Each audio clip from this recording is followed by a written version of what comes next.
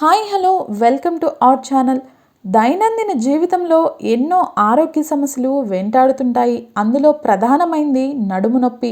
నడుము నొప్పి ఉంటే ఏ పని చేయలేని పరిస్థితి. అసలు ఈ నడుము నొప్పి ఎందుకు వస్తుందనేది తెలుసుకుందాం. మనిషి అవయవాల్లో అన్నింటికీ ఆధారం నడుము. పడుకోవాలన్నా, కూర్చోవాలన్నా, నిల్చొని ఉండాలన్నా నడుం కీలకాధారమే. అయితే ఇటీవల నడుము నొప్పి పెద్ద సమస్యగా మారుతోంది. నడుము నొప్పి ఉంటే ఏ పని సరిగ్గా చేయలేం, కూర్చోలేం, నిల్చొని ఉండలేం. శరీరంలో అత్యంత కీలకమైన భాగం ఇది. 33 వెన్నుపూసలతో తయారైన ఎముక ఇది. మనం నిల్చున్నప్పుడు లేదా వంగినప్పుడు లేదా కూర్చున్నప్పుడు ఏ భంగిమలో ఉన్నా సరే వెన్నెముకలో ఉండే డిస్కులు సహాయపడతాయి. నడుము ప్రాంతంలో ఉండే డిస్కులు అరిగిపోవటం లేదా పక్కకి తొలగటం వల్ల నడుము నొప్పి వస్తుంటుంది.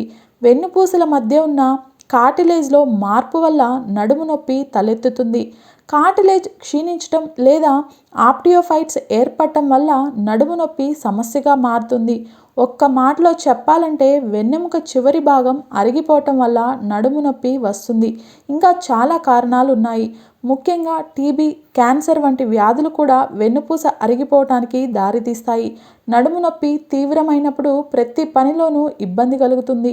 కూర్చోవటం, నిల్చొని ఉండటం, వంగటం అన్నీ కష్టంగా మారతాయి.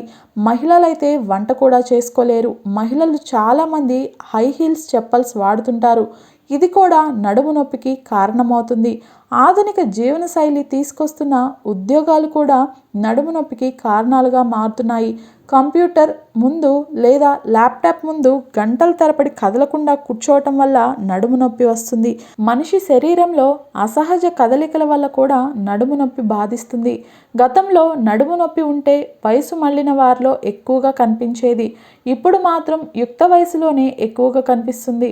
అందుకే కొన్ని చిట్కాలతో నడుము నొప్పి దూరం చేసుకోవచ్చు అంటున్నారు వైద్య నిపుణులు. నడుము నొప్పి సమస్యతో బాధపడేవారు గంటల తరబడి కూర్చునే అలవాటు మానుకోవాలి.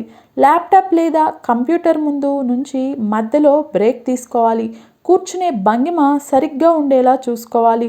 వీపును వీలైనంత వరకు నిటారుగా బ్యాక్ సపోర్ట్తో ఉండేటట్లు చూసుకోవాలి. నడుము నొప్పి సమస్య ఉన్నవారు పరుపుపై కంటే బల్లపై లేదా నేలపై పడుకోవటం అలవాటు చేసుకుంటే ఉత్తమం.